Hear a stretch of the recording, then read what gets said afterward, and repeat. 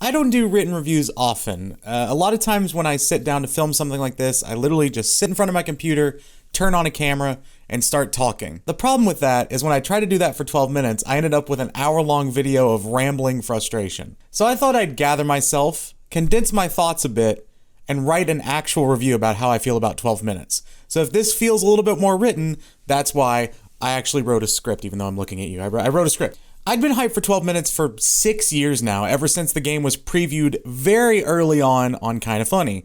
The concept of a Groundhog Day-inspired narrative thriller puzzle game sounded incredibly up my alley, and I had been chomping at the bit ever since then to get my hands on it. To say I'm disappointed in what the game became would be an understatement. I legitimately feel embarrassed to have attached any sort of excitement so firmly to it, and I want to free myself from the hope I had for this game now. Let's start with a simple explanation of what makes this game miss, in my opinion. Everything about it, from the gameplay, to the framework, to the cast, sets it up to tell a unique, interesting story. And for a while it does, until the final third comes along, drives off a cliff into an ocean full of cliches worthy of eye-rolling. For a game designed as a vehicle to tell a story, it fails to communicate a coherent, enjoyable thriller plot, instead opting for wild flourishes of gotcha moments that seem to exist outside the groundwork the game has laid before them.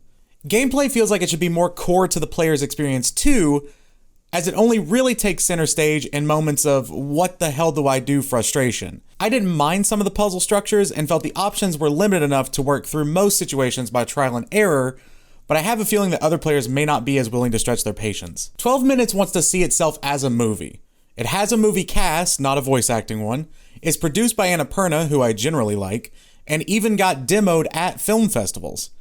It honestly may have been better served in a theater, because the gameplay, especially toward the end, becomes a slog of repetitiveness, no matter how much you expect it from a time-looping game. The cast does a fair to forgettable job, with Daisy Ridley seemingly the only one giving it socks.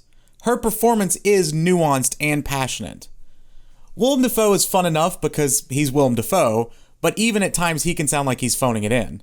That pales in comparison, though, to James McAvoy's performance, who I assume was going for everyman but ends up more milquetoast than steak and potatoes. I can't help but think that 3 competent voice actors would have brought up this game's stock and taken away from the subtly present feeling that 12 Minutes is embarrassed to even be a video game, but I digress. As mentioned, the majority of my now distaste for 12 Minutes comes from its story, which had me as a fan for the early portions. I love the tiny cast, the setting, the interweaving of seemingly detached stories, all that worked for me. What didn't was when the game decided for a twist, one so laughable that I jokingly predicted it in my playthrough.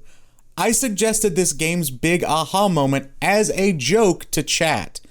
I cannot get over how first draft that feels in hindsight. Adding to my frustration, the twist for twist's sake retroactively makes little sense given the context throughout the rest of the game.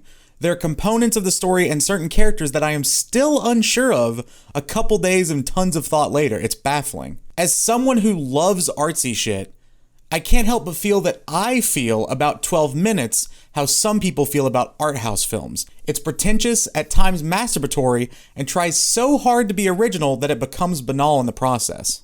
And to preempt the comments, yes, I get the theory floating around of why this story happened. I know it, that's just another cliche, it's a cop-out and it doesn't explain nearly enough of what happens in the game. About the only positive trait I can assign 12 Minutes is its ambition. This game is surely to be lauded for doing something completely new, even if the Sexy Brutale did time loop crime noir game better. But despite its biggest swings, comes away more Casey at the bat than Hank Aaron. I honestly cannot remember a time that I was more frustrated with a video game.